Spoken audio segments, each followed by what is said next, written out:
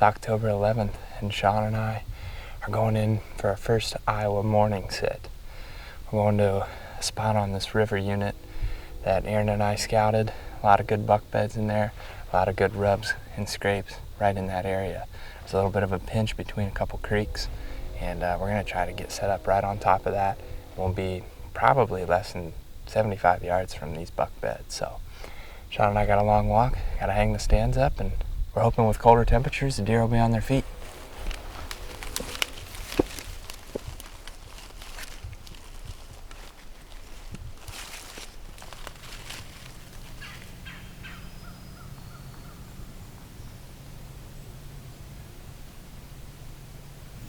It's a little after 8:30.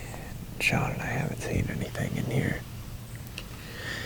Just doesn't look like there's a lot of sign in here like there was in the summer. I think one of the things that is always a battle when you're hunting buck beds or deer beds in general is just seasonal bedding. When I was in here in January, there wasn't a lot of bedding sign. But when we came back in the summer, there was. It's just making me think that we were kind of fooled by summer bedding close to water.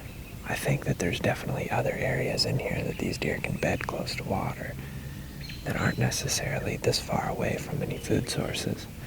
It's not that there's not food down here, but when the acorns are falling like they are this year, those deer are going to be closer to those. Probably should have known better, but at least now we can cross this place off. What Sean and I are going to do now is get down, check that bed, and just make sure that it's not being used.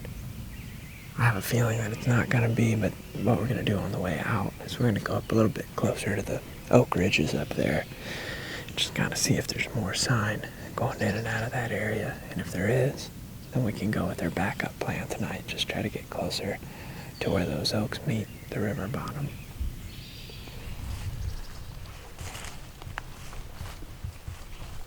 You'd think there'd be some scrapes on some of these low-hanging branches where all these trails cross.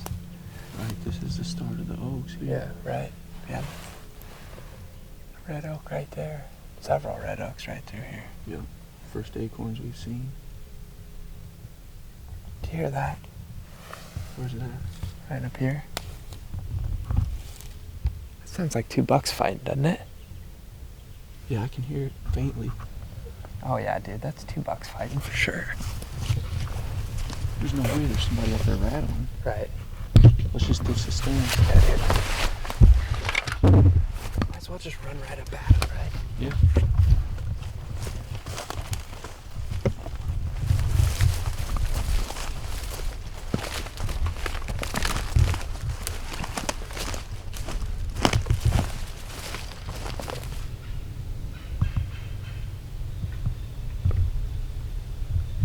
That's what that is, isn't it? Yeah. There's no way there's a Darrell out here rattling right now.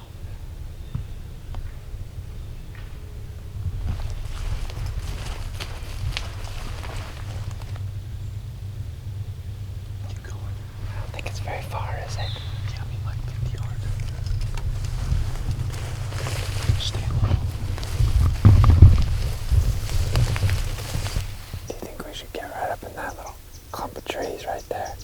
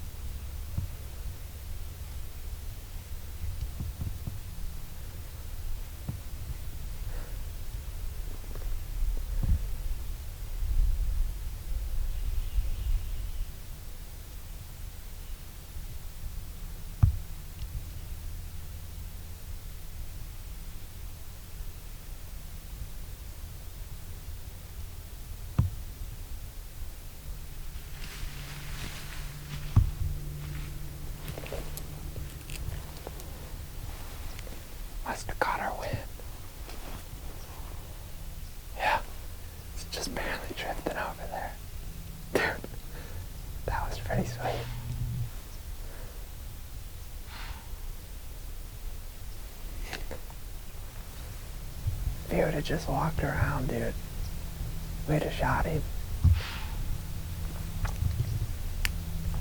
It's going right to him now. Yep. Going right to it. Well, I just about pulled that off.